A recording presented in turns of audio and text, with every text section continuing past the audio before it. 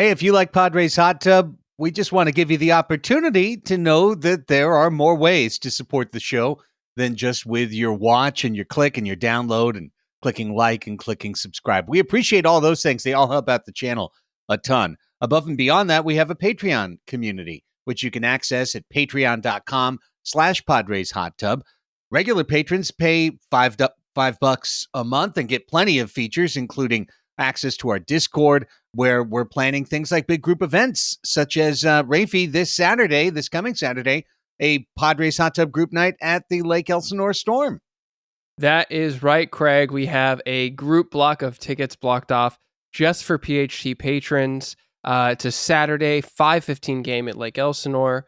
We will have a pregame surprise as well for just special for Padres Hot Tub people that will be on the field at the game.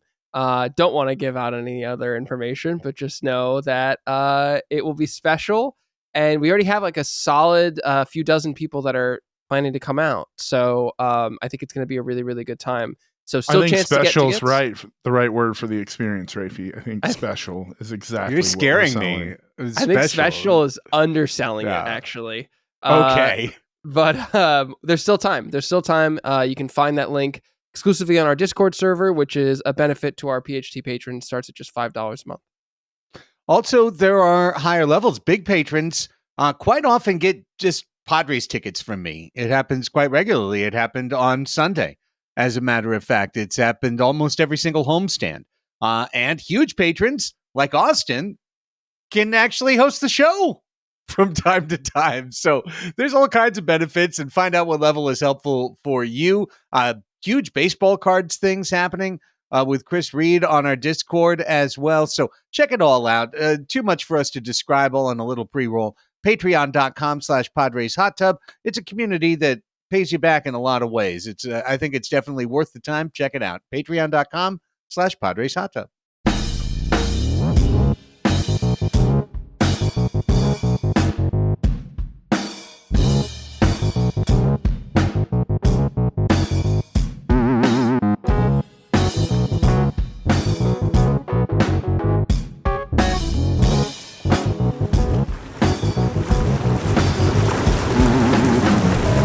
Welcome to the Padres Hot Tub, everybody. Special edition. Craig Elsten, Chris Reed, Raphie Cantor, and huge patron Austin Fern is joining us on the show as well. Austin, how you going? I'm doing great. Would have been a little better if we got a win today, but split at home. It's a little better than average. Hey, you're on a Padres podcast here, buddy. Splits and average are just about where we live all the time. Well, we thank you so much for joining us. Folks who are watching on YouTube can see the Clemson pride behind you. So let everyone know just like where you're joining us from and a little bit about yourself. Sure, yep. So I'm joining from just outside of D.C., born and raised in Jersey, and I unfortunately was raised a Yankees fan until I was blessed to come out and live in San Diego for a little bit after college. Had a weird job with weird hours and found a lot of solace and camaraderie at Petco Park. And when I was, felt like I was old enough to make my own decision, I left the Yankees, hedonism in the past. And I was like, you know what? Good people, good vibes. What's not to like? And I've been a Padres fan diehard for the last 5 or so years and part of this community for the last 3 or so. And couldn't be happier with it. Do you have to fly back to New York to officially do that? Is that like a declaration you have to make? No, they don't let you fly into JFK if you're not a Yankees fan, especially if you're on the no longer a fan list. But my family they're very outspoken Yankees fans, and my wife actually also from New Jersey. So this is not the year I was hoping. The Juan Soto trade was literally my own personal hell with them big brothering me with their Yankees fandom. But at least he's not been any good in New York. Right. Yeah. I mean, of course. You got that. Maybe his arm will fall off. I mean, we can always wish for the best. Right. Well, we're here to talk about our beloved mediocrities, the San Diego Padres, the team that we love so much that continuously roll us back and forth and back. And, the operating talking point, so to speak, at the radio station that a couple of the different hosts that weren't me brought up was apparently a Bill James tweet. I don't even know. Aphorism in which he says that the most difficult, I'm now paraphrasing, the most difficult fan to be is the fan of a 500 team because your team is only as good as the last 24 hours. Every great team, if you lose a few in a row, you're like, part of the game. Every terrible team, the losses are baked in. You understand. But 500 fans panic. They exult with every win, and they die with every loss. And that sounds like this show pretty accurately. I mean, obviously, I just want to report to the audience, if you listened to our last show, that my protest to the podcast gods was not upheld. So, as it turns out, the show was released and continued on. I did not want to even do that show after getting swept by the Angels. But here we are, boys. Padres extended their losing streak to 5 by dropping 1 to the Diamondbacks. Then they took 2 in emphatic fashion, and then they got emphatically rebuked on Sunday to carve out the 4-game split. I thought we could start, and Austin, we'll just start tossing out topics here and get the boys involved and jump in, and we'll make it a round table. But I thought we'd start with some of the good, because there's good and bad, because there's all mixed. It's a big old mixed bag, because we're a big old 500 mess. So start with some of the good, and then we'll get into some of the not as good as we continue. But to me, let me put it this way. If you had told me this at the beginning of the week, this would have been the thing I would have been the most excited about. Fernando Tatis Jr. is absolutely on fire. Hit another home run today. Has crossed over the double digits line in homers, is raced toward 300 as an average. His OPS is soaring. He's getting closer and closer to his career averages. And guys, we've been begging for it. Padre fandom has been begging for it. And while it's not turning into a 10-game winning streak yet, Fernando Tatis Jr. is red hot. Piping hot. I'm just on StatCast right now looking up his stats, and look, April was rough. 223 average, 319 on base, 398 slug. May was barely better, but 269 average, but the slug and the on base percentage were just still kind of middling.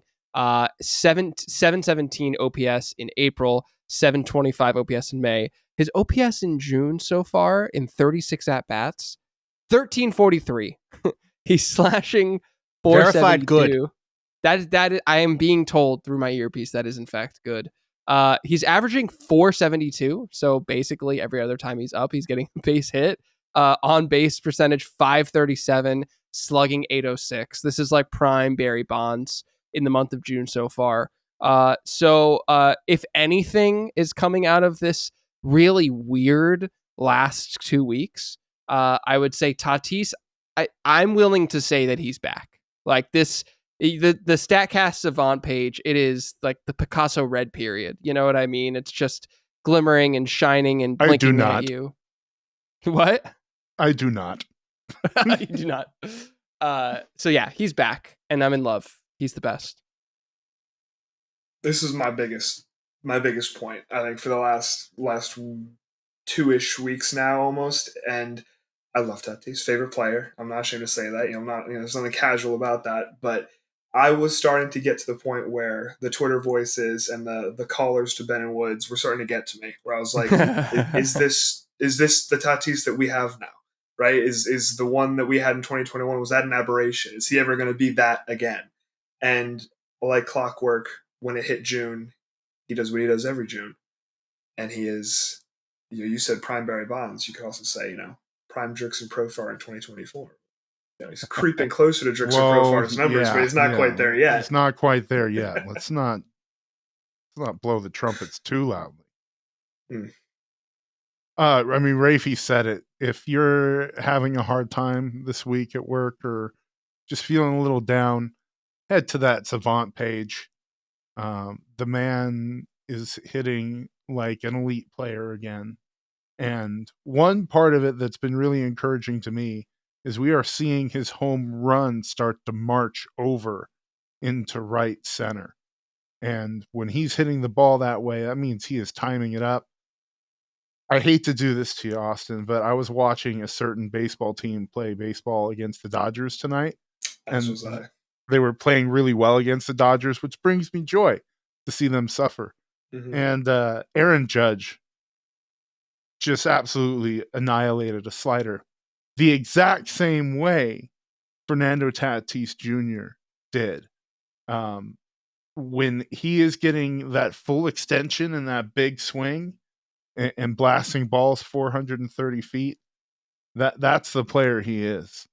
And it bodes really well because once the pitching just gets a little bit better than mediocre, and maybe Manny Machado plays baseball again, I think it bodes really well for this club.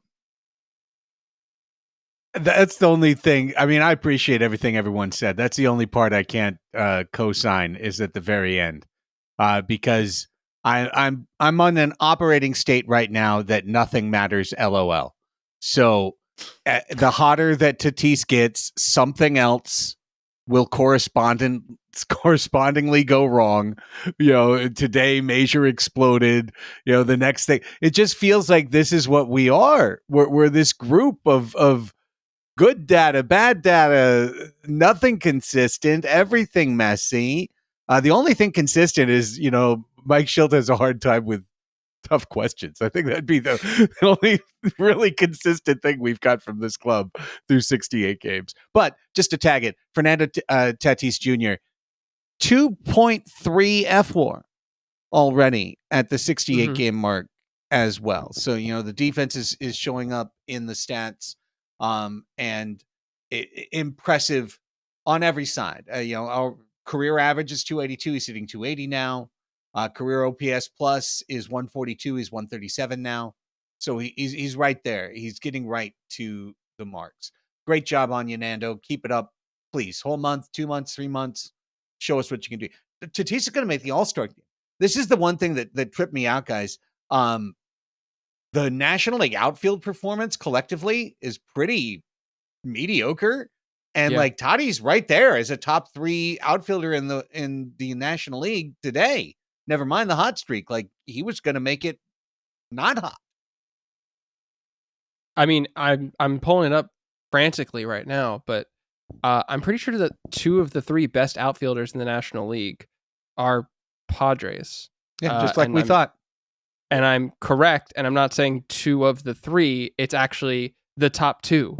Jurickson Profar is 2.6 F-WAR. Fernando Tatis Jr. at 2.3 F-WAR. The next closest National Leaguer is Teoscar Hernandez, who's obviously been on a tear right now for the Dodgers in New York. And that's it. Everyone else in the top 10 is an AL outfielder. So, I mean, obviously Mookie Betts moving to the infield is the primary driver of them being only, the only ones up there. But I mean, that was not on my bingo card at all going to the season, that the top 2 outfielders in the National League would be San Diego Padres. But I think that goes exactly to what you were just saying, Craig, about we're getting great performances in weird places, and we're also getting really poor performances in weird places on this team. And that's about the only thing that's consistent so far this year. Well, let's just hopscotch from one outfield position to the other then, because we're talking about it. I mean, we're halfway almost into the season now. And for Jurickson Profar, who's now claimed 2 different at bat or plate appearance bonuses, he's 273 plate appearances into the season. He hasn't slowed down. I mean, he hasn't slowed down. And I've got wood around me right now to knock as I'm recording in the bedroom instead of the office. But nonetheless, I thought for sure this would be a hot month. And then I thought for sure it'd be a hot 2 months. And that would be it.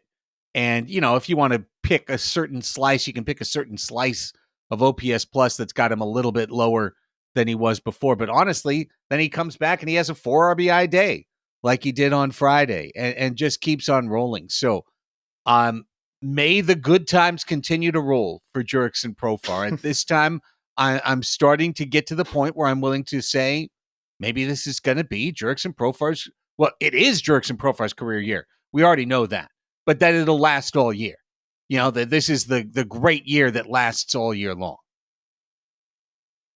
I was Padres are 3rd Hang on, Chris. Give Raphie some space here. This is important. I want to hear that again. Go ahead. No, I said this on Friday night. I apologize to our listeners. My audio just cut out, so you're now listening to my not microphone. I was wrong. I said this on Friday night on the Padres Hot Tub Discord that I was wrong about Jurickson Profar. I don't think I'm upset about being wrong because I don't know that anyone would have predicted this, that 10 years, 11 years after the promise of Jurickson Profar, that would finally come to fruition. But let me tell you, it feels really good to be wrong about him. Like, I've never been happy about missing so much. I spent the first 6 weeks of this season on the show talking about it's a problem that Jurickson Profar is an outfielder here. Oh, this is a little hot streak to start the season. I was just flat out wrong. And I think that's, I mean, obviously he is a bright spot of this season. I don't think that's ever going to change. He's already far, far outpaced the value that we're paying him. I think his contract maxes out at like, what, $3 or $4.5 million, something like that on incentives. He's going to hit all of those incentives, but that still is only about half a win's worth of money. And, you know, he's pacing right now for a 6-WAR season. I think that the thing that has just blown me away about Jurickson Profar so far is the power. Like, he, especially like, I know he had another home run today, but it was the one in yesterday's game where he kind of like threw his hands and golfed one out to the Petco porch. And it looked like he was just swinging for contact, but something about the way that his mechanics have changed this year, he's just really, really squaring up the ball in a way that like I have never seen. So, yeah, I was wrong. You can put it as your ringtone, Craig. I was wrong. While we're on the subject of addressing people being wrong, the Discord came for me this weekend about Jacob Cronenworth. And Raphie, I want to back up what you've been saying. Jurickson Profar is has us third, I should say, in the left field position in terms of B-WAR being generated by players, right? That's the best on the team. Nobody is generating more value for his position than Jurickson Profar. And if you want to get into Jacob Cronenworth, second base has only generated negative 0.4. I mean, Luis Arias obviously has been solely responsible for first base being sixth best in the league at 0.8. But it shows that we're getting below average production at second base where Jacob Cronenworth has always played. So I cannot do the same and say that I was wrong, because obviously I was not. I'm completely confused. Were you saying that Jake Cronenworth is good or isn't good? He's still not good, so I owe no apology like Raphie. Okay. Because second base is only generating, negative WAR, Craig.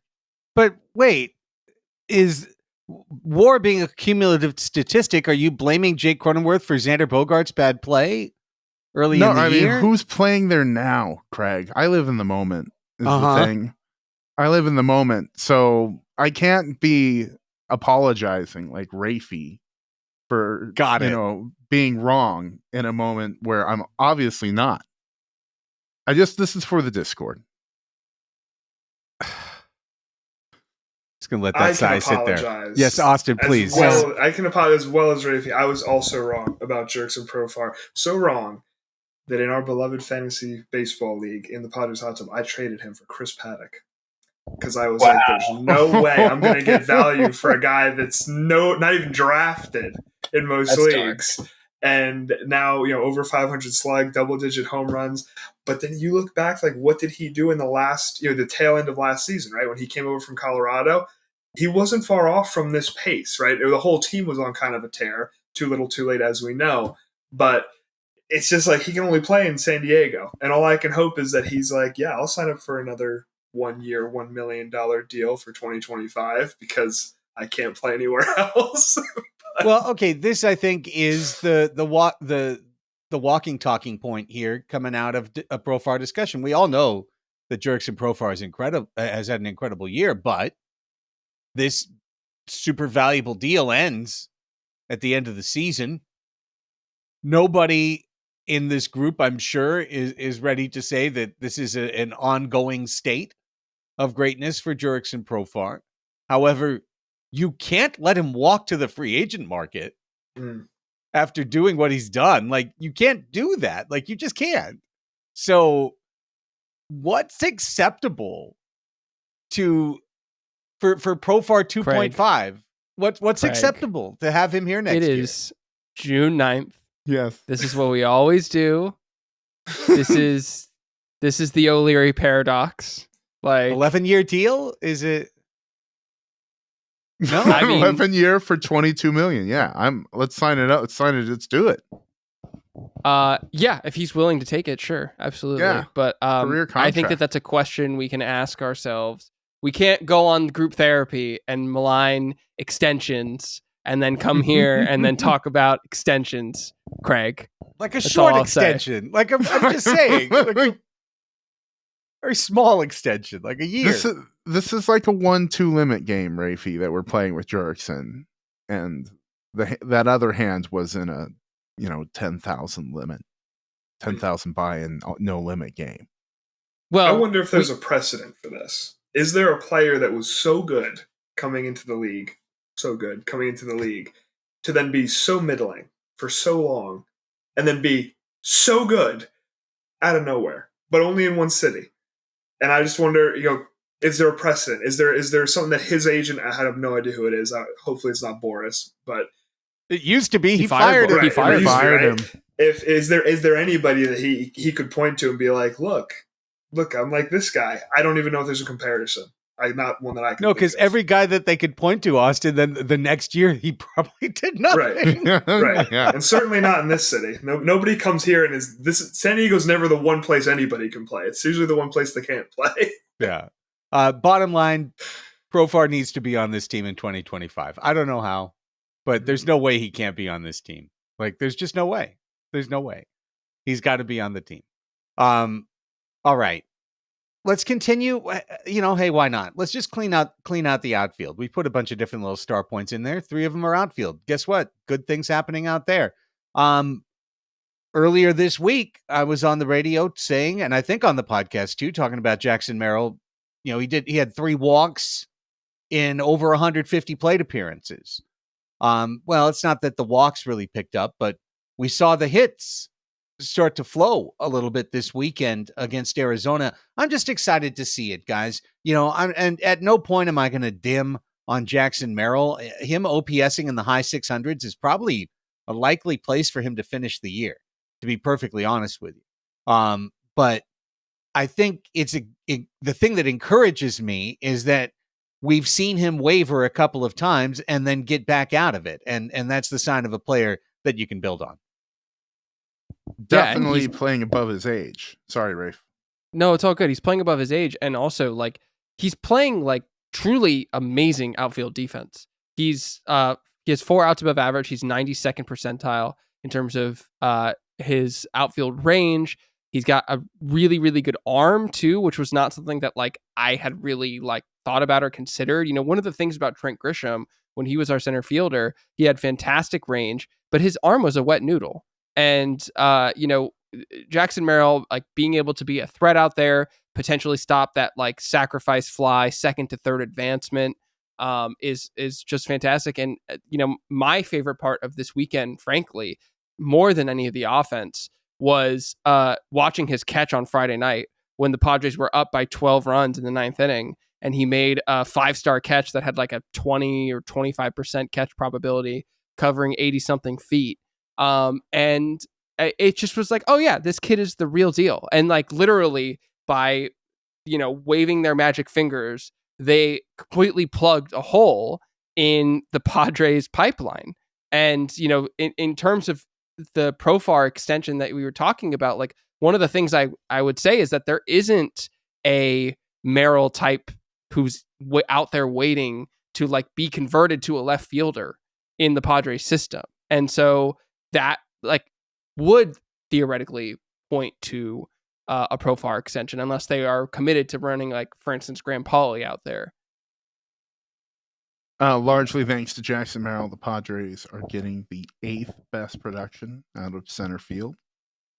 21-year-old who he hit one today opposite field that I do wonder if that's like the best he can get at opposite field.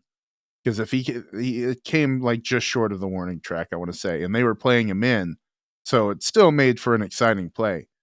But if the dude can get another 10 feet out of that, he could be really something truly special. And like you mentioned, Craig, the walks may not be coming, but he's still able to not strike out all that much, you know. And if that weren't the case, I'd be worried about it. But 700 OPS, fantastic outfield defense at Petco Park alongside Tatis.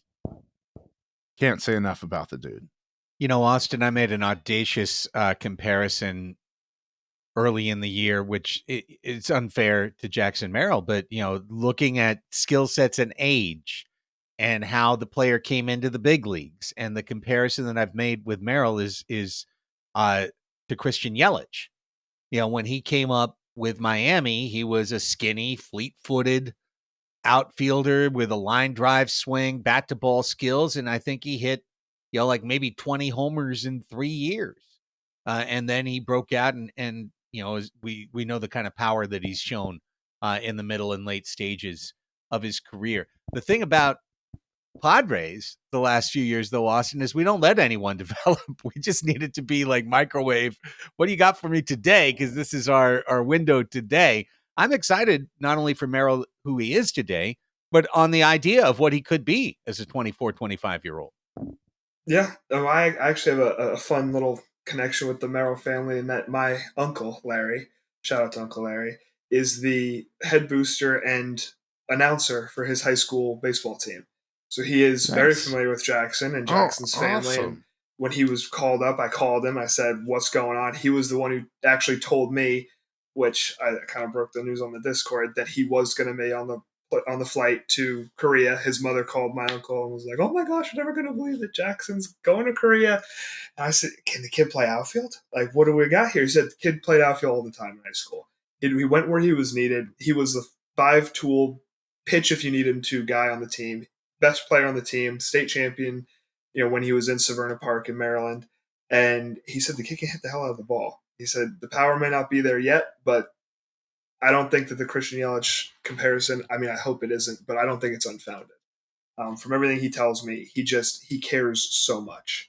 And everybody always says that about the kids out of high school and the young guys, but he's like, I just can't say enough good things about him, about his family, his support system. He cares so much about winning and about his teammates.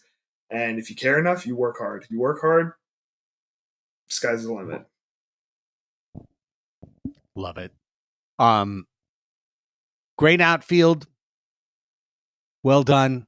Nothing we were expecting coming into the year for the San Diego Padres, a team that was supposed to be carried by their infield. Of course, because we are the beautiful mediocrity that we are, we'll just have to note that Xander Bogaerts, you know, is on the injured list with a sub 600 OPS, contributing nothing to the team, and Manny Machado is on the bench, trying to get back. Let's hope he's healthy a little bit later this week. Continuing with good stuff. Let's go from the outfield to the infield. I think this might be almost the time to put up the Ha-Sung Kim moving up in the lineup decision or discussion, because Kim is really doing quite well of late. In fact, in his last 25 games, Ha-Sung Kim has a 368 on base percentage. In his last week of games, his OPS in total is 905, thanks to 2 doubles and 2 home runs out of his 6 hits.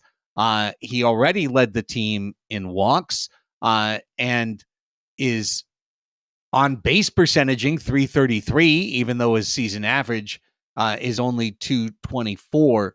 But by hitting the home runs he has, now Kim is on track for a 20 home run season this year, which reminds me, and his good play reminds me, that there's no path forward for the Padres and Ha-Sung Kim, minus the glorious contract extension, that this is a farewell tour for Ha-Sung Kim right now, and I am appreciating what he's doing for the team over the course of the last few weeks. Craig, he will go to his high school. They will stand there. AJ Preller will wear like some really rad hat that's a bucket style, but also like kind of got some Korean things going on. And he will be a lifetime Padre. And that's all I can say about the matter, Craig. No, he's not. I love the fan fiction. I want more of it. I think that there's, I think that like Padres hot tub fan fiction is a branded content sort of thing that we haven't explored enough. Who are the players who are getting in the hot tub together? How steamy is it getting? You know what I'm talking about? Ooh. Like this. Like, this I is the know hot tub, by the Zvokar's way. in there. We know Sugar's in there. This is the hot tub, by the way, since this is fan fiction, that is actually located within Petco Park, as we've discussed, on top of the right field foul pole where the Jack in the Box head is. They just climb up Zokar there just at walked the end it of the off. night. Climb up there Zokar like just hit that a guy. home run into the jacuzzi. Yeah, like the guy who you know at SeaWorld, the guy who climbed up the like 150-foot ladder and then dove into the, that's what the hot tub is going to be. You climb up the high ladder to get in. I don't know the physics of getting jets going up there that high, probably unstable. It's all right. It's a Gripner problem. He'll solve it. Yeah, exactly. Oh, That's what he God. does. Just wait. If we ever get swept at home, Eric Grubner is making a guest appearance on the show. Just you wait, guys. That's a bit I haven't rolled out yet. Anyway, we were talking about Ha-Sung Kim. So the thing about Kim and the thing about moving him up in the order is that he's actually performing his best when he's at the bottom of the order. When he's batting 8th, he has an OPS of 854. When he's batting 9th, he has an OPS of 812. You move him up to 5th, for instance, he's got an OPS of 685. So just think about that, Craig. I think that Kim, as like a second leadoff guy, is really like where he's excelling. And I'm kind of like at this, if it ain't broke sort of thing, you know, when you were talking about flip-flopping Tatis and Arise at a certain point, like I kind of think you're getting some of that by having Kim up right before Arise to hopefully be on base by the time Luis Arise comes up. So that's where I stand. For reals, I think it's less the problem that Kim needs to move, that other guys ahead of him need to justify being ahead of him, start hitting better. Yeah, that's fair. I mean, it's anything to the top of the Padres lineup. I mean, you're talking about all-stars. You're talking about Luis Arise. You're talking about Fernando Tatis Jr. You know, at some point you're talking about Manny. So any movement up top is a little bit radical. And I know I'm almost half kidding on that. I still think if they put him up top that he'd be a spark plug. He's got a lifetime 360 on base as the leadoff guy, hitting, you know, in the number one spot in the order. But that would mean knocking everyone down a peg, and that would mean Arise is hitting second and Toddy's hitting third. That sounds fun to me. Would that be so wrong to have to have Arise second and Toddy third, and then everything pushes down a little bit in the lineup, but then you've got Merrill, like Campy Merrill at the end then instead of Campy Kim. He turns things around nice, man. I'd put Tatis second and Arise third if you're really going to make that switch, personally. But that's just me. I still think you want Tatis getting as many plate appearances as possible. What say you, Austin? If he's better on the base paths, I'm fine with him getting more plate appearances, getting on base more. But I guess to you, Craig, if you're, and I don't disagree that I think it's very unlikely that we see Ha-Sung Kim back next year with the price tag I think he'll command. But who then is who's coming back to shortstop? Who is your 2025 Padres shortstop? And is it Xander Bogaerts? Look at you, because that was my next place to bring this. So very good. Huge instinct, huge patron. Yes. I know this is a meaningless discussion. There's so many things, Raphie. I'm just going to disclaimer this for you. There's miles to go. So everything we're doing is speculative. And if that makes you groan, just groan. But who's the Padres shortstop in 2025 when Ha-Sung Kim is not here, when he is starting for another NL West team? Boo. When he's somewhere else, and we don't go and sign another shortstop. Your options are move Bogarts back to shortstop when you just did the whole thing this year to move him off of shortstop. That's option A. Option B is pull Merrill in from center field and have him be the shortstop. You've just converted him to center field. Now you can pull his ass in. Option B. Option C, yank Toddy in from right field. At this point, he might have 2 Gold Gloves, but see what he can do at shortstop. And now you can go get an outfielder. At least that's a little bit easier as a club, I guess, to get a corner outfielder. Option D is, I don't know. Like, I don't think there is an option D. Is there another option, guys, beyond those 3? Jake. I don't know if Jake's limber enough still to be moving around out there, but he's the only other guy with the experience, right? Throw Manny out there. He just go, Manny, it's yours. Badly. Just Manly's just thunking himself around, diving for balls 7 feet to his left. I think that what you do is you get on Instagram and you start letting everybody in the neighborhood know that Ha-Seong Kim is going to be at his high school gym. And you get the crowd just massive, and then you just get a few wheelbarrows of money, and you make him stay for years and years and years and years. That's what I think. I think if you're go ahead, Austin. I'm sorry, I didn't interrupt you. I'm hoping that this is not how we're running things, but I think there's a possibility that when Xander Bogaerts was brought in and they said, "Look, superstar, multi-million, $100 million player, we're going to give you an ego check here. You're going to move over to second base, right? You're going to make that step in your career, but it's only going to be for 1 year because we can't afford to bring Ha-Seong Kim back." And I don't know if that's how we would play. I know there's certainly teams out there who would have that kind of a conversation. I don't know that he's the kind of guy who needs that kind of assurance, or it's even a promise that we could make. I don't think AJ Preller has any effing idea what it's going to happen between now and the beginning of next season. But I think that they would give him the spot just because they seem to give those guys the benefit of the doubt. Mike Schilt, he just wants players to be comfortable and happy. I think if you were to ask me if there is an option D, the only thing I can legitimately say is that the Padres, in their further commitment to cutting costs, sign some sort of journeyman defense glove first shortstop to helm the Miggy position. Vargas becomes our shortstop, and beautiful sun-like God Ha-Seong Kim becomes the Dodgers shortstop. You said that, not me, Chris. Is that what you're saying, Raphie? No, it's not what I said at all. You said that. We already have Tyler Wade. There are 29. That's what I was gonna say. He's locked in, and he's got a great Instagram presence. And it would not surprise me at all if they let Ha-Seong Kim go. I think that's like a legitimate, like, I don't think it's going to happen because I think Xander would be moved back because that's the way this team has been run. Like, there's no reason for me to think that they wouldn't have the star do the star thing. But I don't know. I mean, like, if you were to have any current Padre play shortstop, that's not Xander Bogaerts. Like, honestly, like, is there someone that you would rather have on the team right now than Tyler Wade? Aggie Rosario. No. Here he comes. No. You give Xander another man. Craig and I had the same no.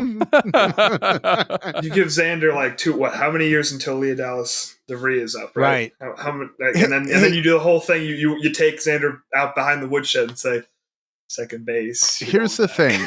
Xander has handled everything so professionally since he came here that I'm sure they're hanging their hat on that if everything goes sideways, they can just ask him and he'll be a pro and he'll slide over and do it like he's always done it. Oh, he'd be thrilled. Yeah. If they give him shortstop back, he'd be excited and thrilled.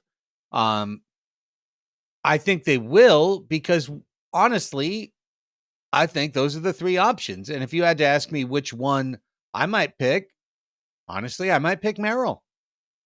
I might give him a chance at his natural position and see how he does as a shortstop. What's that? He's so good as a center fielder. Like, we've outlined so many reasons why he's so great out there. Like, But I mean, I think it's easier. you could to let get the a market shortstop. decide, like, what's available, a defense first center fielder or a defense first shortstop. There will always We're be just- a defensive first center fielder available. Like, Yeah. I just think it's an asset having Merrill be who he is, both a good defensive center fielder and someone who's clearly improving. And I think this is like, I know we literally just moved him to center field and it worked out completely fine, but like we always malign the Padres for just moving guys around constantly, especially young players, and just being like, you work here, you work here. I know you brought up his name for shortstop, Chris, but I legitimately think Aggie Rosario to second and moving Xander back is something that Yeah. the team would consider. And I don't know, like we haven't done like a Aggie Rosario and El Paso check-in because why the fuck would we? But I just wanted to say No, he's doing great. he's slashing 313, 441, 656 in 118 plate appearances, which I know it's the moon, but it's still a 167 WRC plus in the Pacific Coast League. Raphie, So- he's still in the top 6 or 7 of the major league club in terms of value. You know, Yeah, the but- thing is he plays 2 positions passively. Tyler Wade plays like 4 or 5, and Tyler Wade might be the best base runner on the team. Yeah, it's a tough spot to get him back. I don't care about El Paso stats. Austin Hedges ruined that for me for my life. So, you know, you could tell me all those stats, and it doesn't matter. The thing I'd say more relevantly to Eggy is he's a 2-time repeater of AAA. So, like, yeah, he's got AAA on lock. He should be a big leaguer. He plays the wrong places to be a Padres big leaguer right now. The Padres could find a way to get him on the team, or the far more likely scenario is they'll trade him, and let those hot cooking AAA stats intrigue some other general manager at the deadline, you know, as part of a package to get whatever the thing is that the good or beloved mediocrities need at the deadline, because we're a game under 500, but we're still in the midst of an 8-team pack.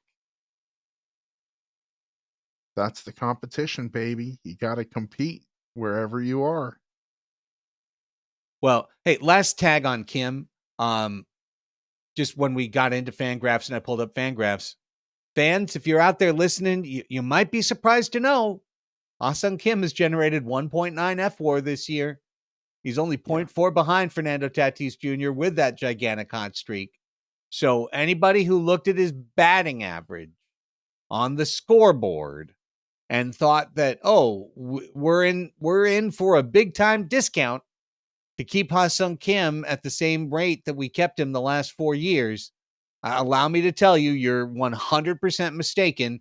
He is on his farewell tour because he's going to put up another 5-WAR season, even if he hits 230 this year. He's going to put up a 5-WAR season because he's playing great defense, and he's going to wind up with 15 to 20 homers and 20 to 30 steals as a shortstop. So, good luck locking up Ah-Sung Kim for the future. Maybe you don't even want to, but his value continues to show, and he is advanced metrics darling. He is a player that you just will not get past an analyst saying that he's a mediocre player. Okay. Tatis, on fire. Profar. Holy crap. Merrill, great bounce back. Kim, heating up. Farewell tour. How is this team losing games? We're so sunny. Team lost 5 in a row. Unbelievable. We'll get to it. I got more positive things to say. Matt Waldron. Where would the fucking 2024 Padres be without Matt Waldron? Matt Waldron is approaching all-star territory. Craig, does Johnny Brito learn knuckleball in the offseason in this scenario? And if not, why not? I mean, I just want to say, Matt Waldron has worked his ass off. He has been the last card in the deck the entire year. He's been the person in Big Brother, have not, the entire year, eating slop. No one wants to talk to him. hiding his favorite hat. Like, Matt Waldron has been the uninteresting stepchild of the San Diego Padres rotation. And even when he started pitching well, people are like, well, that's nice. And I'm sure once he's replaced, then it'll be even better. And then he continued to pitch well. And it's like, well, what's the one thing they need? Well, they need another starter. And yeah, but it's to replace Joe Musgrove, not to replace Matt Waldron. Matt Waldron, are you kidding me? Like, just a little bit here. Like, you don't know how much shit I take in my day-to-day job, and I took in April and in May defending Matt Waldron, because I looked at it like objectively and said, of anyone in the system who's ready, who pitched 140 innings last year, Matt Waldron did in the AAA and major leagues combined. He did have the innings load. He has the physical ability to step forward. His numbers did show at AA, not on the moon at AAA, that he could be an effective pitcher. And of course, working with the genius, Ruben Niebla, our beloved pitching coach, he has even, although still not to Candiotti, Dickey levels, but he has embraced more of being who he is. And at the same time, I got to say, he's sharpened some of his other pitches. He's used his sweeper as a reverse knuckleball, where people are waiting on the knuckleball, and then here comes one. Ooh, it reverse spins, and it catches the outside corner. Like, he's backdoored that pitch very effectively. He still needs to not throw fastballs to Eugenio Suarez when Suarez is missed by a foot on the first two knuckleballs.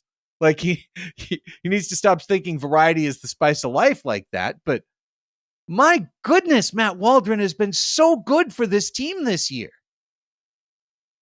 Well, not only has he been good in the sense that he's literally been good, but he's also been good in the sense that the Padres are so far, perennially 500 mediocre team that has some really good bright spots, some really bad spots. They find creative ways to lose in the same way that they don't really find creative ways to win.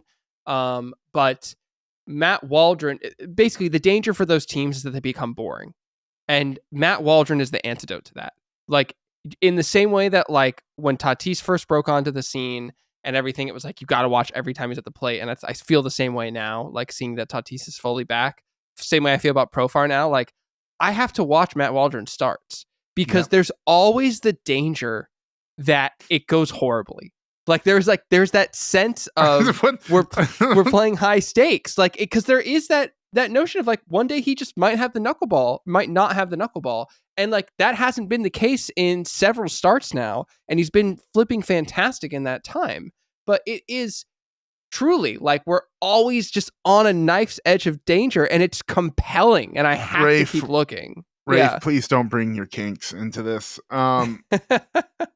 I like watching him because he's masterful with that knuckleball at times. When he is able to locate it, it is as fun as anybody pitching in the big leagues. And that includes Paul Skeens, who's a lot of fun, and you should watch him when you can. What has made me super stoked on the guy is he gets out of really tough situations. Bases loaded in his last start, and he's kind of had the same thing happen several times this year. He has a dog mentality. There's no hot dogs in there. There are German shepherds. There are the big Belgian things the police use. There are pugs because they're awesome. But there are no hot dogs just floating around. Like, there are dogs in that man. No, the dogs ate the hot dogs. Yes, they're gone. Didn't make it. Wrong part of the food pyramid, hot dogs. The thing is, the food chain is what I meant. Matt also Waldron. Pyramid. I mean, not really a healthy food, but we digress. Go ahead. We do digress. Candiotti. Jesus Christ. Candiotti.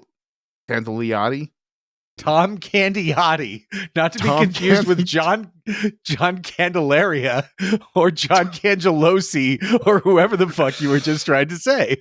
Or the love child of John Candy and Ray Liotta. Tom Manicotti. This guy, we get him in the booth every time the Padres play the Diamondbacks and Waldron's on the mound. And to his credit, talked about Matt Waldron needing to throw the knuckleball more. He talked about it last year. This year, he's like, yep, he's still trying. He's trying not to adopt the knuckleball ego, but I loved it. Matt Waldron is in his second year pitching against big league hitters, and he's getting them out. And he's getting better, it seems, from late last season when he excited us to what he's doing now. He would be huge, Craig. Could you imagine Matt Waldron getting a playoff start? How could you not? imagine that? Right now. Right now, yeah. How like could you pods not? above replacement, guns, sexy men's. He's a starting pitcher, and we could see him getting an absolutely a deciding game. Very good. Austin, our pitching F-WAR leader is Dylan Cease at 1.9, and Matt Waldron has 1.5 F-WAR this year. His FIP is 3.25. I mean, his ERA is 3.76. He's got the lowest home run per 9 innings allowed of any of one of our starters this season. I think we're going beyond weirdo to novelty to now, like, as Raphie said, kind of must watch TV when he's pitching, because we're seeing the emergence of a player. It's definitely a must watch. I mean, my brother, he's not a Padres fan. He's not a baseball fan. He was at my house the other night watching UFC, and he's like, dude, my friend just texted me, said there's a knuckleballer pitching for the Padres. Can we watch that? I looked at him like, you asked me to watch baseball? Because you want to watch Matt Waldron throw a knuckleball? Absolutely, we can watch Matt Waldron throw a knuckleball. And he was digging it. And I love it. I love him so much.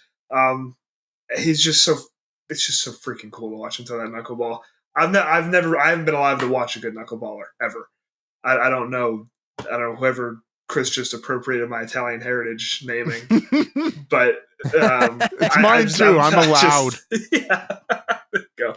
I just think he's fantastic. He's my favorite part about our pitching staff. I thought it was going to be Dylan Cease, obviously, and I love Dylan Cease, but Matt Waldron has just been a dream to watch.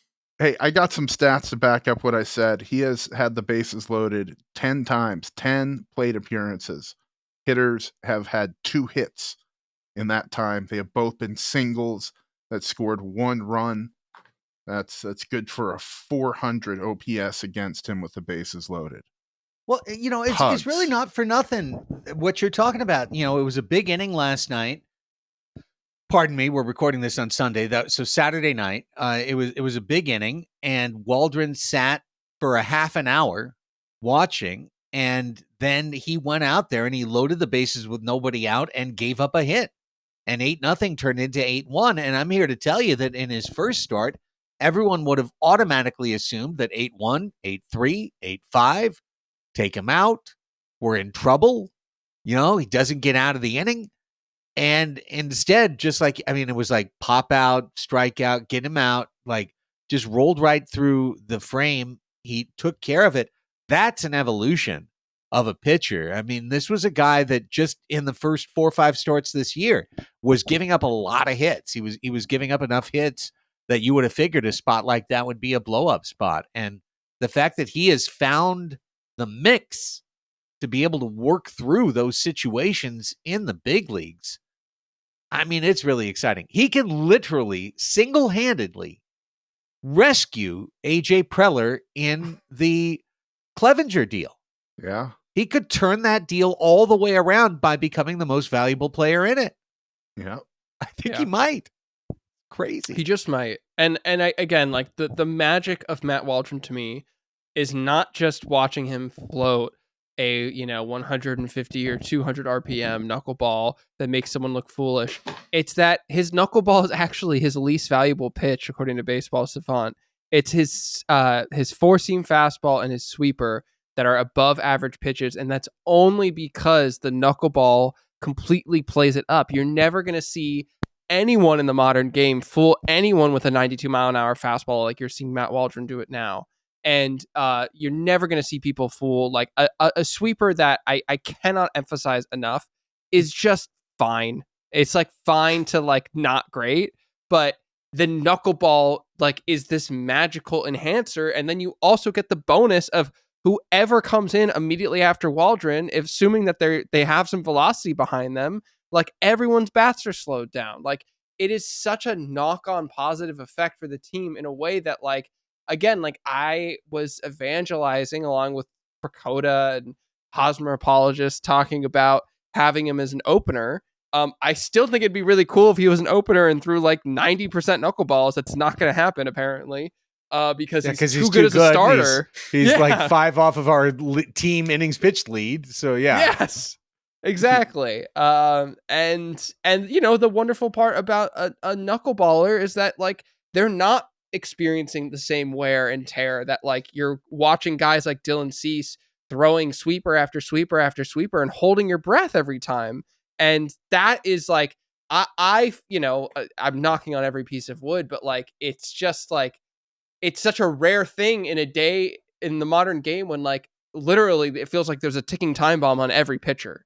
And to look at Matt Waldron and just be like, that is a salt of the earth, sturdy, reliable workhorse who we can count on, like, is just, oh, it's freeing. It just makes me feel so good. All right. Manny told the press after Sunday's game that he had been available to pinch hit each of the previous 2 games. That, of course, situations, because it was blowout win and blowout loss, didn't need him, but that he thought he could return to the lineup on Monday.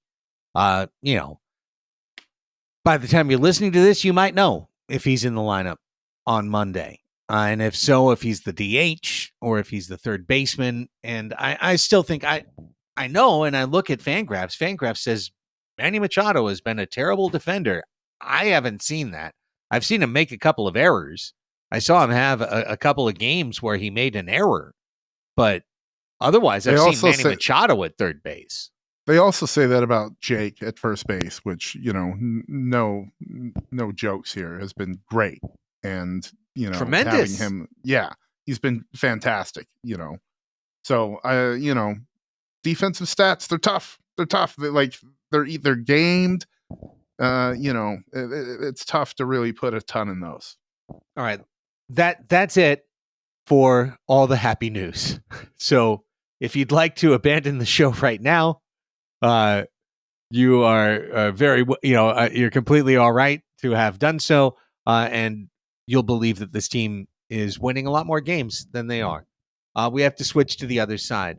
The Padres got swept by the Angels. They lost the first game against Arizona. In that game, Fernando Tatis Jr. had a double and then wandered like halfway off the bag. Just doo-doo-doo.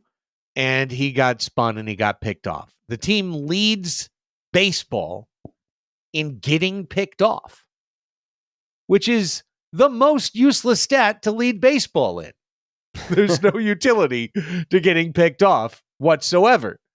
I have heard every defense of San Diego's base running, of every, you know, well, we got to let him play. Oh, it's a matter of trust. And, well, what do you, a lot of false choices, a lot of straw men. Well, what do you want us to only advance one base at a time every time? Do you want us to advance one base on a double? Like, no one is saying that. I'd like a team that doesn't lead the league in getting picked off. I'd like a team that doesn't run into outs where they're out by 5 feet. I think having standards in addition to aggression is completely normal in the highly paid competitive world of Major League Baseball. And I think that we do a lot of excuse making in San Diego for our shit decisions along the way. So, one way that this team could stop being our blessed mediocrity is to stop giving away by a solid handful more outs on the base pass than they create by taking more bases on the base pass. You know, that stat, you say it's useless, but it's got even more toxicity to it than that word. It's not right. We've seen innings flat out die with a pickoff move. It shuts down momentum. And I don't know if baseball is a game of momentum over the course of a season, but I know it is during a game. Like, you know when an inning's building and a pitcher's getting rattled, and then you give them a free out. It's a really unclean statistic to lead the league in, Craig. And I might have guessed that having watched them, but knowing they got such a firm grasp on that pole position is it's yucky. I think what Craig said is very important with when you hear people criticize or defend the base running. It's, oh, do you want us to go single after single after single? And I think hearing Mike Schilt talk about it too, where he says, we want to be aggressive, we want to make contact, but at the same time, you can't just hit 5 singles in a row, right? We did it the other night. We hit 11 singles in a row or something. But with the power, and it's almost like it almost happened overnight, right? Going into the Diamondbacks series, the power seemed to come back, and it came back in Petco, which is never where the power is. And if you think the guy up after you or the guy up after him is going to put it in the stands, you don't need to be the extra 3 feet off second base. You don't need to press to try to get to third base when you could just stop at second base, because the guy next to you is going to hit a double, or he's going to put off the Western Mail Supply Company building. So I'm hoping that the power just remedies that, right? I think that it's too much. It's too much pressing. I think they should just get closer to the base in the pickoff question. Just stand closer to the base. Yeah. Well, you know what, Rafe, this is what drives me. And I'm going back and forth a little bit on Schilt. Still on balance. He is who he is, but I think he does a lot of things fine. But his excuse making, and his favorite statement, well, I'm not going to alibi it, but he'll actually alibi everything. Essentially, like he's the one who says we have ball talk. You remember ball talk? I'm excited by the concept of ball talk. Ball talk is like a coach or the manager will stop a player at a random moment before a game, after a game, on and off day, whatever, and be like, here's a situation. Beady body booty boo. What is, what do you need to do? What are you thinking when you go to the plate? What's this? What happens if this happens? What do you do? What happens if this happens? What do you do? Right? Okay. Another thing Mike Schilt loves to say, we give away nothing and we take everything. He loves to say that. We give away nothing and we take everything. Well, when Fernando Tatis Jr., either the fastest or second fastest player on the Padres, is in scoring position, and Jurickson Profar, the best hitter on the Padres, is at the plate, why the hell do we need a 35-foot secondary lead? Where's the intelligence in that decision? Where is the ball talk? Where's the baseball acumen? There's nothing aggressive about that. That's stupid. That's just, and I'm not calling Fernando Tatis Jr. stupid. It's what I'm saying is that that's a stupid base running play. But what bothers me more is just saying like, no, it all comes in the same package with the same wrapping. You can't have guys scoring without them getting picked off. And I'm like, yeah, hell no, Raphie. Fernando Tatis Jr. could be a foot off second base, and then Profar gets a hit, and he's going to come around and score. Well, we didn't talk about this after the Royals series, but if you recall, there was a play where Nando tried to do what he did in his rookie season, where he tried to score on a sac fly from Witt, shortstop with Bobby Witt, and then out. got completely gunned down immediately. And there's a little bit of that, like, you got to let Tatis be Tatis, and like I get that talk, but at the same time, like I'm with you. Like there's making things happen. And then there's just stopping and thinking about situationally what the right thing is. Like you're talking about, Craig, like you have your best hitter at the plate, like don't take risks. And for all of the talk of like, we're so aggressive on the base paths, like we're making things happen. There is a stat that's called the extra base taken percentage. Okay. And basically what this is, it's kind of intuitive. It's like, if you have a runner on base and the batter hits a single, do they take 2 bases or more? if there's a runner on first base and there's a double, do they take 3 bases? You know what I mean? Are you taking one more than what the hitter got, essentially? And you would think, with how aggressive the Padres have been, that they would be very high in this category. But in fact, they have a 43% rate, and I believe they are 12th in the league, and they are just above league average in that stat. So for all of the talk about mediocre, they're just fine. They're just fine because, like, yeah, they're trying a lot, but they're getting thrown out a lot too. And so it's completely offsetting. And so, and I'm with you, Chris. Like, you mentioned this. Like, to me, there is nothing that kills a rally like trying to stretch out something extra. I mean, we saw Kim trying to stretch a double into a triple and just completely taking the bat out of the hands of the offense. And to me, it's even more than defensive errors. It's the most frustrating thing because it's errors are inevitable human infallibility. Getting picked off or trying to stretch something out is hubris. And like, that's like a Greek tragedy sort of like mentality, I guess, that I'm bringing to it. But truly, it's like, that's what it is. It's like, it's hubristic and it's not respect for the other team in the game. You know what I mean? Yeah. Where can everyone find that stat? And by everyone, I mean me for tomorrow's show. If you go to Baseball Reference and you go to seasons and then leaders batting, and then there's a little drop down menu and you go to base running / miscellaneous, you can find the stat there. Hey, okay, Craig, that's also where you can find all the B-War talk that I was talking about earlier with Jacob Cronenworth, if you want to reuse that bit too. No, I'm only interested in Raphie's part. But thanks. Oh, I appreciate that. During their 5-game losing streak, the Padres went 7 for 42 with runners in scoring position. They combined all this horrible base running with getting a hit, basically 1 out of every 6 times that they had RISP. It gave me all kinds of flashbacks to last year. My joke last week is stop telling me about post-traumatic stress disorder for 2023. It's just traumatic stress disorder. What happened to the post?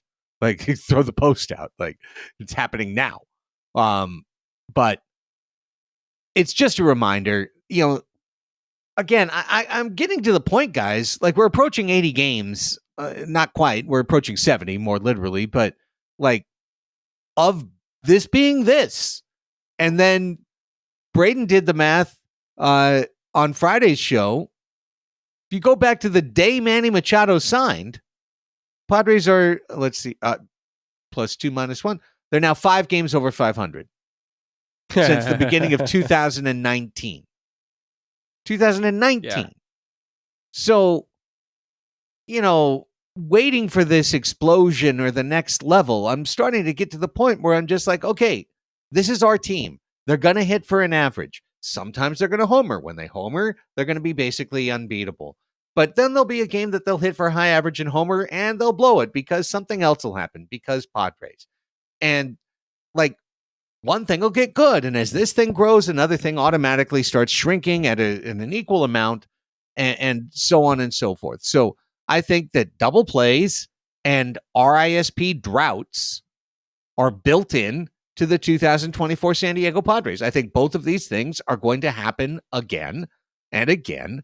And the key is limiting the total number of times that we get into RISP droughts where we go 4 or 5 games and we can't knock anybody in. Well, there was a stat that I wanted to bring up after the Padres lost their 5th straight game against the Diamondbacks on Thursdays. Opta Stats, which does a lot of soccer stats actually, but they have a US wing, said in each of their last 5 games, the Padres have gotten a quality start, out-hit their opponent, and lost the game. No other MLB team has gotten a quality start and out-hit their opponent in 5 straight games and lost all 5 since earned runs became an official stat in 1913. Okay? So, on the one hand, yes, that is a complete aberration, literally a once-in-a-century thing. I don't know how much you can hang your hat on it, frankly, but it goes to that point that, like, one of the things you love to talk about, Craig, is that this team will go as far as its starting pitching will take them. Well, the starting pitching carried them 5 games, and they lost all 5. Exactly. And so that's why I'm in nothing matters, LOL. That's That's my new mantra. Kind of, and it goes back to what we always talk about in terms of like following 162 games every day, breaking your brain. Like, there's a very good chance this team ends up at or above or slightly below 500 at the end of the season. And what that's doing is, like, again, I think I mentioned this a few weeks ago, but it's like you're doing it 162 times of going yay or aw. And then, like, at the end of the year, there's like a few more yays or ahs. You know what I mean? Yeah. Like, and then that's how we spend a whole 6 months. Raphie, Mike Schilt talks about the team not being on a roller coaster ride. Like, he's taken exception to the being portrayed as such. And you know what? Maybe he's right.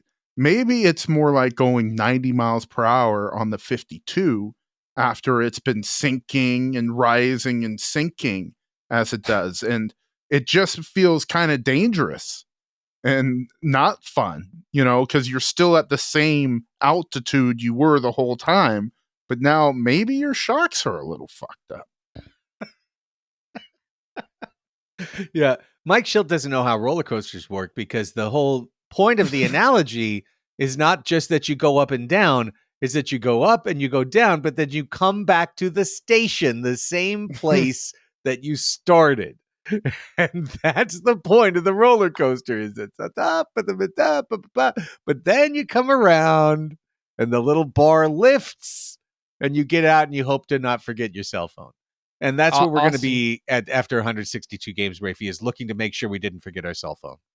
Yeah, I had a question for Austin, actually, was just how do you like approach, as someone who did not grow up a Padres fan, discovered Padres fandom, like, how do you approach the like seeming 500 is the center of gravity-ness of the Padres, and like how do you fan is my question.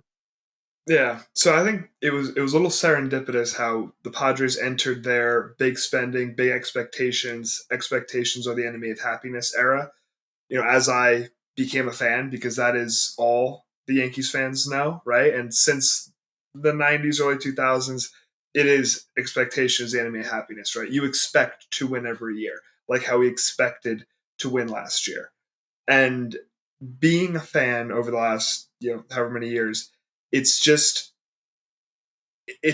frustrating because you look at it and it just has to be mental, right? If it was Stratomatic, if it was playing to the backs of the baseball cards, this team definitely would have made the playoffs in 2023 for sure, and had a real good shot at winning it, right? And to be anecdotal, back when I was an athlete, I had a stretch where I was, in the conference that I competed in as a track athlete, I was like the second best guy, right? There was a dragon up the freeway, if you will. And he graduated, and my senior year, it was my year. I was the top ranked, high jumper in the state. This was the time. I showed up to the state championship meet. I didn't even clear a height. For the first time in 3 years, the one time I needed it, the one time that it was, everybody was like, this is your year. All the expectations there, couldn't do it. And then I walked across the field and I competed in an event that I'd done one time and I placed.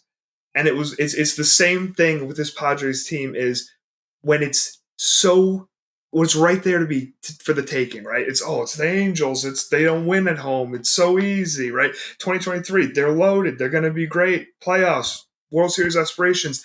It's like you forget what it takes to win. You don't do what it takes to win. You just show up expecting to. And then when you're given this, nobody believes in you. You guys are the underdogs. Suddenly it's all piss and vinegar, and nobody can beat us, right? And so as a fan, similar to where Craig's coming from, nothing matters. I can look at this team however many ways I want statistically, right? And Vegas lines and why should we lose to the Angels tonight? But at the end of the day, it's between the ears with all 9 players out there and the guy on the mound. And I give Mike Schilt some more credit than others, because I don't know that he truly believes in we don't need to go on a run. We just need to win series after series. I think he is trying to break the mentality of showing up, trying to win every game. I think he just wants to break that mentality. And if he can get them into a habit where you beat good teams on the road, and you win a series, what is our October going to look like? We're never going to have home field advantage, and all you got to do is win the series. Nobody goes to October winning 9 games in a row. And I think if he can get them there, they're going to be in a great spot mentally, and that's what I care most about this team. Just got to get there first, as we saw last year. I kind of think the Rangers did win like 9 games in a row, and maybe the year before the Astros did too. But I'm just, but that's fine. That's fine. That's fine. That's not for nothing. That's completely fine. But I like that. Actually, I like what you're saying about Schulte. The one thing, the only reason that I'm not willing to completely sign on that is this all an act? What he's doing, forward facing? Does he have a completely different version of himself that he's projecting to the team? Because you can't change a culture by giving everyone a pat on the back and a buddy pump when they fail. You have to change the culture, and that means uprooting the bad in addition to supporting the good. And right now, what I've seen is a very permissive dad in Mike Schulte. I've seen someone who's really willing to say everything great, but he's made changes, don't get me wrong, but I feel like those changes are changes that AJ Preller wanted. For example, moving Kim and Bogarts, starting Jackson Merrill.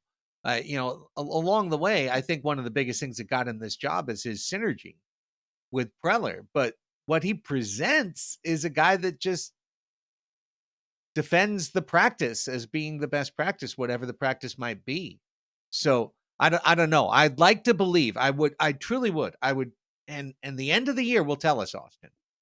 If there's a 16-1 in August or September, a classic Cardinals burst, if the team winds up with 90 or 91 wins, then I'll know that it was all true, and that he was working, and then that work paid off. But until then, I'm a little bit skeptical. I'm wondering whether this is house organ stuff or if this is real.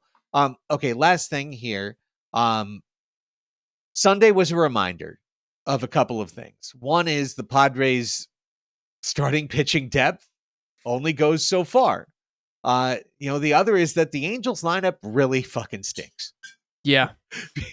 Because Adam Mazur went out there and walked 4 guys and really set himself up to get hammered at the Big A. And instead, the Angels stepped up and rolled into 3 double plays, just like room service. What would you like, sir? Would you like a 4-6-3? Here you go, sir. No problem at all.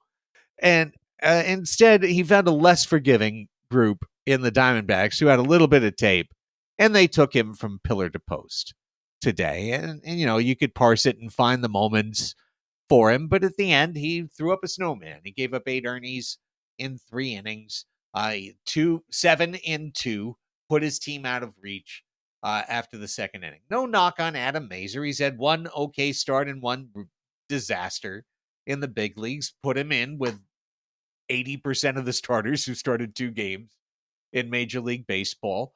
But there's at least 1 more coming for Adam Mazur before Yu Darvish can get back to the starting rotation. And one of the things that happened this week is that Joe Musgrove visited Dr. Neil ElAttrache. The good news is he left the office without scheduling surgery. That was the good news. However, they finally did enough imaging to find that there's a bone spur in his elbow.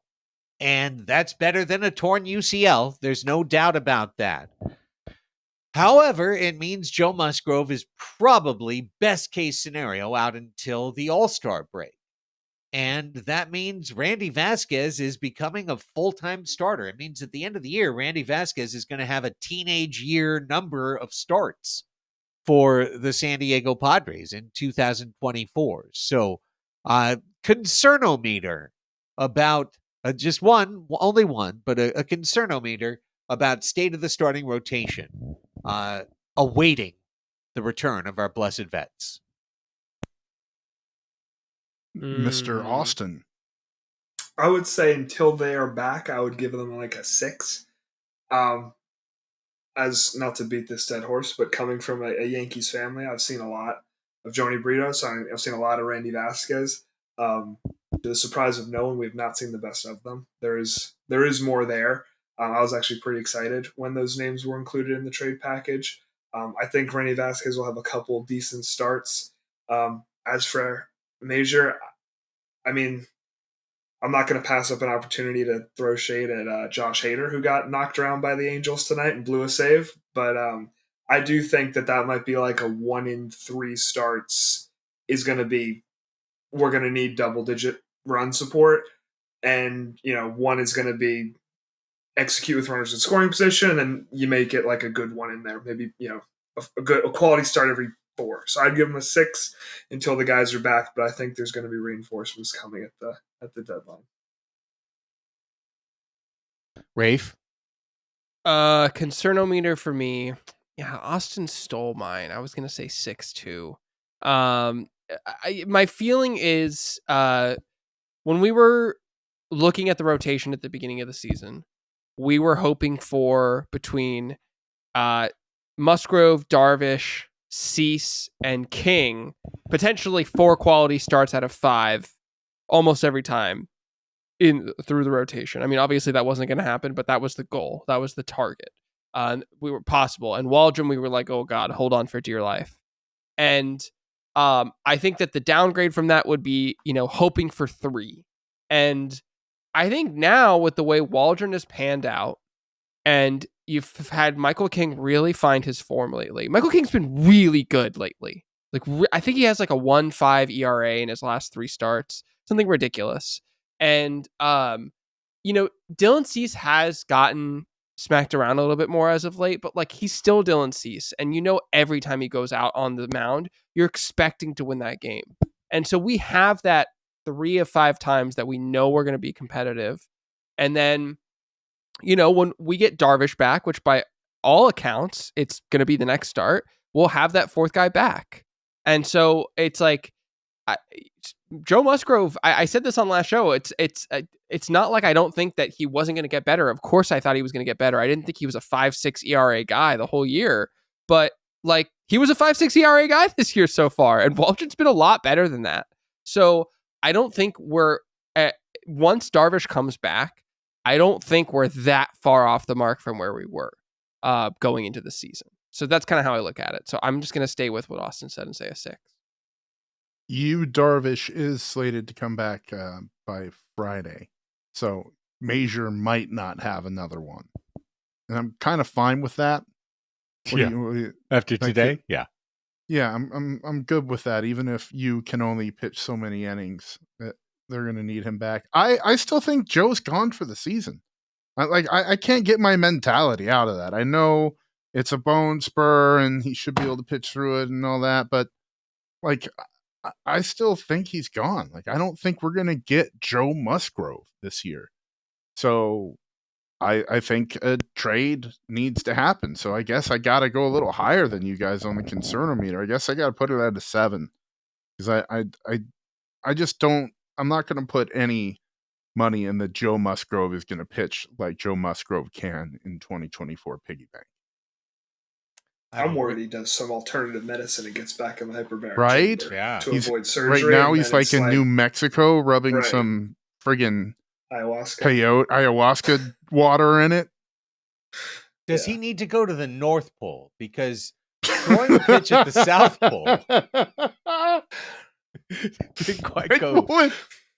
Will it reverse the spur? That's what I'm just wondering. I mean, look, does it hurt if he's got time off? I'm just wondering. Is this a terrible time to visit the North Pole? Okay. I'll answer my own question, and I'll say I think to answer this question, the number is based on your faith in Yu Darvish not returning to the injured list for a 3rd time this year. Because the 2 backup starter version of the Padres, my concernometer is 5.5. I'm going to just cut it right between you guys and put it at 5.5. I think Major will continue to get smacked around, if he stays in the big leagues. I think Vasquez has a blow-up start coming.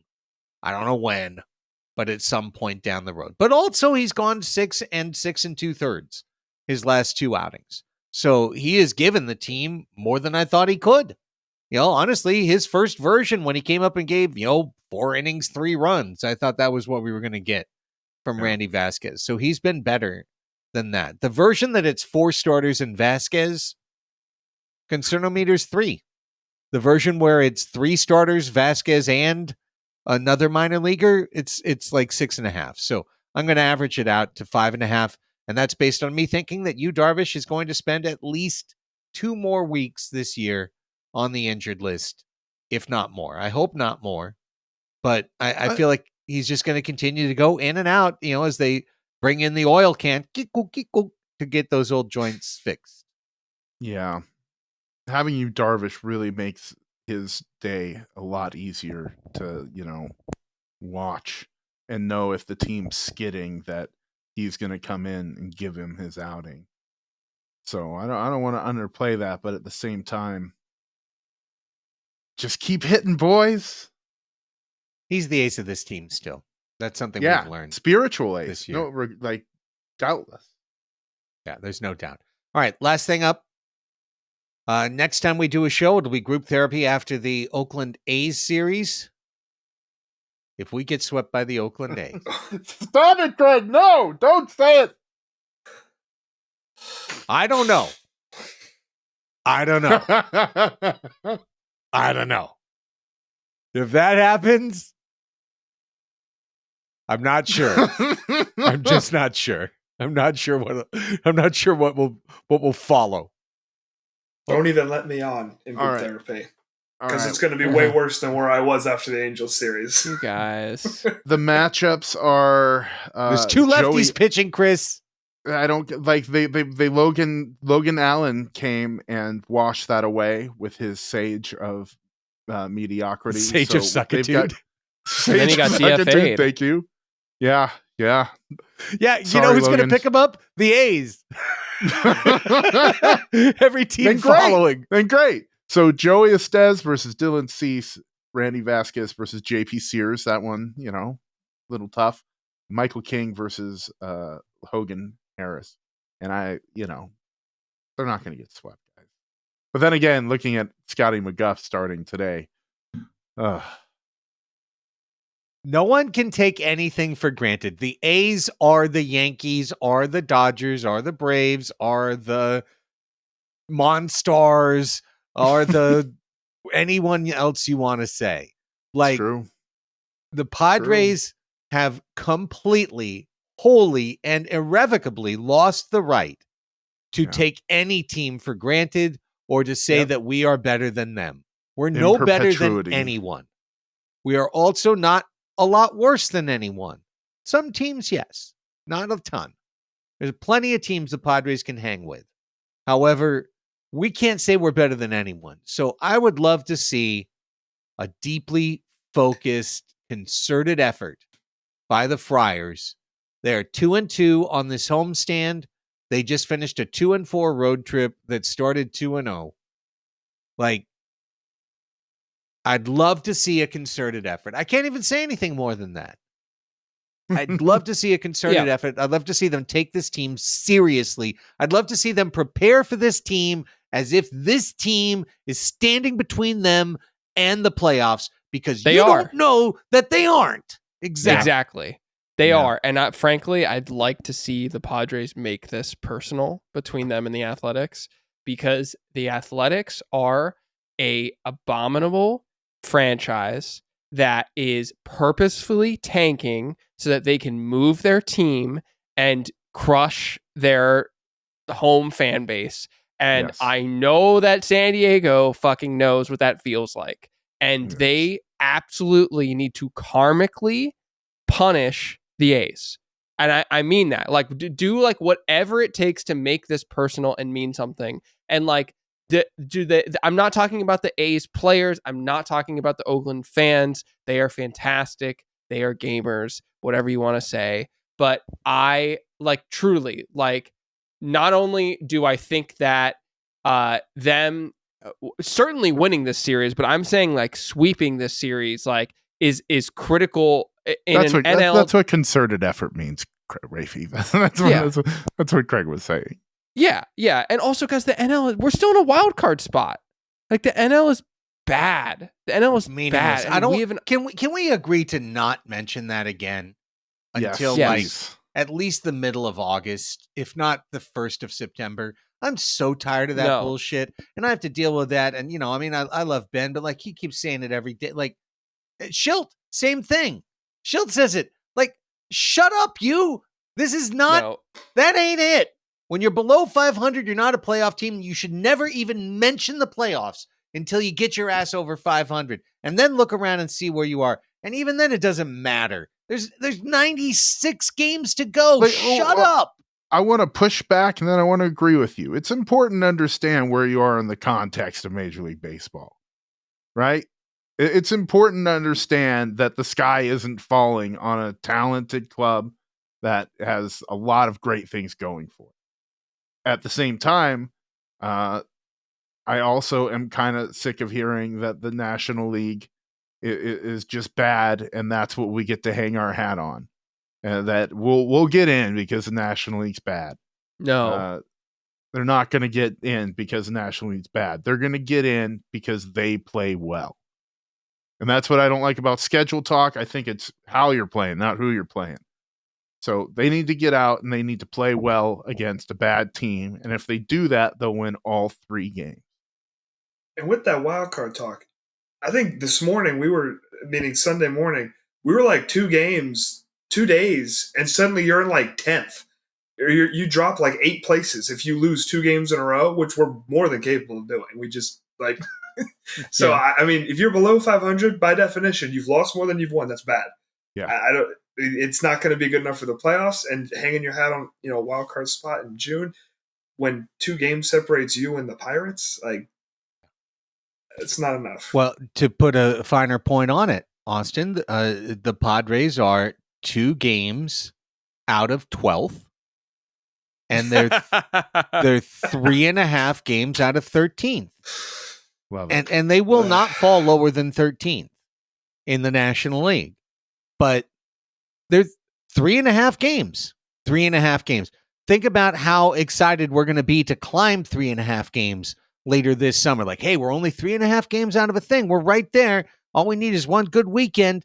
We're one bad weekend from being in 12th place right now in the National League. And that's why when we talk about trades and whatnot, just again, our beloved mediocrities. No, I am not willing to put more fuel on this fire to still be 81-81 or 82-80. And that doesn't mean that I don't want to make the playoffs. It means that I can't add more to this right now. I need to see this continue to play forward and before there's more resources put onto this particular ship. Yeah.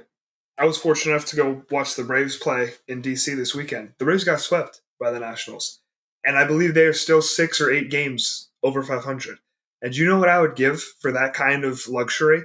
To go into a place like Washington, D.C. and get swept by a team where their biggest thing is like, show us your attitude, which I still don't understand. And then come out of that and be like, we got 3.5 game cushion on the next best wild card team. And we're still, 6 games over 500. That's where this team needs to be. We get there, then you can talk about a wild card spot all you want. Couldn't agree more. Gentlemen, anything else? Austin, parting words, tell everyone whatever it is, something to hype, promote. Usually we ask a guest to give their Instagram handle, but I don't know. It's up to you, man. I don't need to do any of that, but my employers would love that. But no, I'm looking forward to the next couple weeks of Padres baseball. July, I'll be out to watch us play the Nats, and then I'll be up 95 a little bit to watch us play in Baltimore. And then hopefully in August, I'll be out in San Diego a couple times because I miss it dearly and I don't get out there nearly enough. So I'll make sure I knock on your guys' doors. They need you, Austin. Bring my clubs, but I mean, hey, please do. Please do. It'd be great to have you out. Yeah, make sure that when you come out that we take you to a game and whatnot. At least the San Diego chapter of Padres Hot Tub. Here, we'll see if the LA boys. Yeah, if there's any other Northern Virginians looking to go to games, then throwing the Padres are here, based on geography. Literally, it's harder for you to go to a game. You have to drive further. Like, I do. I have to drive so far, Craig. That's really far. I know. All right. For Austin, for Chris and Raphie, I'm Craig. Thanks for watching. If you've been watching us on YouTube, please make sure, if you haven't, to subscribe to the channel, to hit a like for this video. If you haven't, on the way out, give us a like. It really does help the channel out a ton. We appreciate you adding new followers all the time. If you're listening to us on the free feed, patreon.com/Padres Hot Tub. If you've enjoyed it so far, come be a huge patron like Austin. Join us on a future show. And until then, for the assembled gallery, I'm Craig saying, go Padres.